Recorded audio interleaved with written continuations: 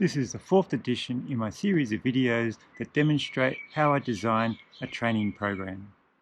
Today we will look at what I call the transition phase, which is the weeks leading into race prep.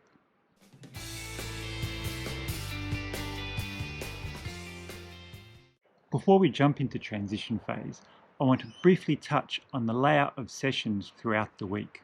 As someone who works 9 to 5 Monday to Friday, my training week follows a distinct pattern. With more time available on the weekend, this is where I do my longer sessions. Either side of the weekend, I have easy days, with just a swim on Friday, and on Monday, either a swim or a rest day. Doesn't mean the swim session can't be hard. I just find swimming still allows me to recover from the riding and running while not needing much recovery in itself. So I start the weekend fresh after an easy Friday and then use Monday to recover from the weekend. That leaves us with a mini training block from Tuesday to Thursday. These will typically contain 2 training sessions per day. Having to slot in around work means they'll be more time restricted. So usually 1 or 2 of the cycling and/or run sessions will be hard. Looking at the race prep block we scheduled in the previous video, we can see the first week has 2 hard midweek sessions, the Wednesday hard ride and Thursday velodrome. Second week only has the long run. Third week has a hard Tuesday run and a Thursday velodrome. Every Monday and Friday is just a swim, and most of the weekend sessions would be too long to fit into a normal work day. Knowing and understanding your pattern will help when designing your blend of sessions. Which leads us into the transition phase. It comes after quality and strength and leads into race prep. This is the shortest phase, and if limited for time, would be the first one I would drop. It acts as a stepping stone into the race prep phase. Once I start race prep, I want to be fully focused and nailing every session.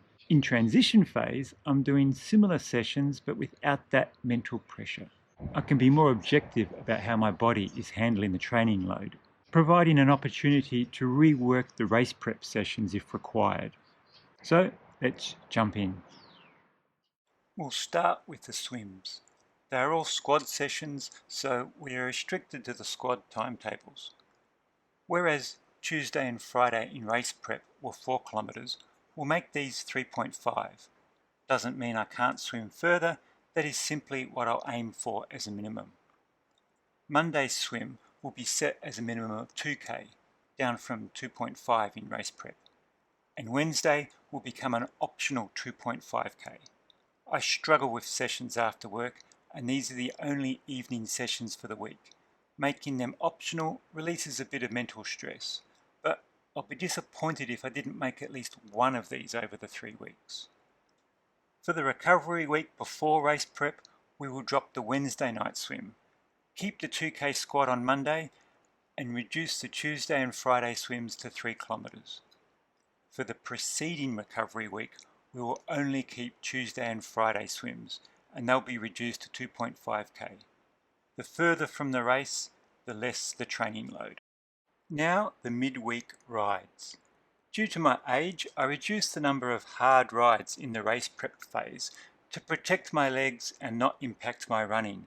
As a result, I'd like to counter that by putting a few more hard rides in this phase.